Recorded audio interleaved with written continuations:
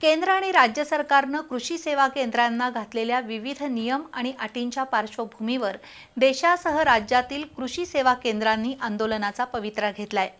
विविध मागण्या मांडत राज्यभरातील 85,000 कृषी सेवा केंद्रांनी आजपासून बेमुदत संपावर जाण्याचा निर्णय घेतलाय। त्यामध्ये कोल्हापूर जिल्ह्यातील सुमारे 2,000 कृषी सेवा केंद्र सहभागी झाली आहेत। त्यामुळे शेतीविषयक औषधं आणि बी बियाणांची विक्री ठप्प झाल्यानं शेतकरी अडचणीत येण्याची चिन्ह आहेत। खत कंपन्यांकडून केल्या जाणाऱ्या लिंकिंग पद्धतीला कृषी सेवा केंद्रांचा विरोध आहे।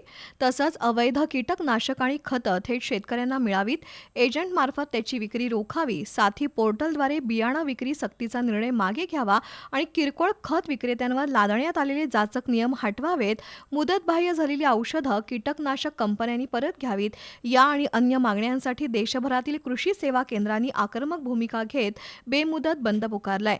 या बंदमध्ये सहभागी होत राज्यातील 85,000 कृषी केंद्र चालकांनी आंदोलनाला पाठिंबा दिला आहे। कोल्हापूर जिल्ह्यातील सुमारे 2,000 कृषी सेवा केंद्रधारक या आंदोलनात सहभागी झाले असून आजपासून जिल्ह्यातील सर्व कृषी सेवा केंद्र बंद ठेवण्यात आली आहेत। कृषी विक्रेत्यांच्या मागण्या मान्य झाल्या नाहीत तर आंदोलन तीव्र करण्याबरोबरच पॉस मशीन सरकारकडे जमा करण्याचा इशारा संघटनेकडून देण्यात आलाय।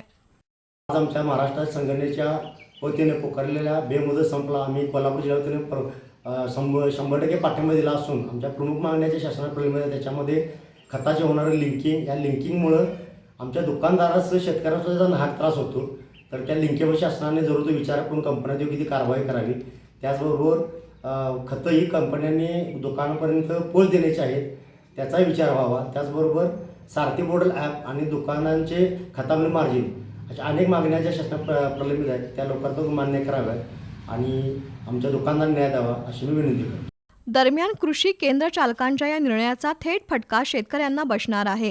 पेरणीसाठी बी बियाणं किंवा पिकांवर रोग पडू नये म्हणून मारली जाणारी औषधं आणि खतं वेळेवर मिळाली नाहीत तर शेतीचं नुकसान होतंय, शिवाय उत्पादनालाही फटका बसतो। त्यामुळे कृषी सेवा केंद्रांच्या आंदोलनावर तातडीनं तोडगा निघणं गरजेचं आहे।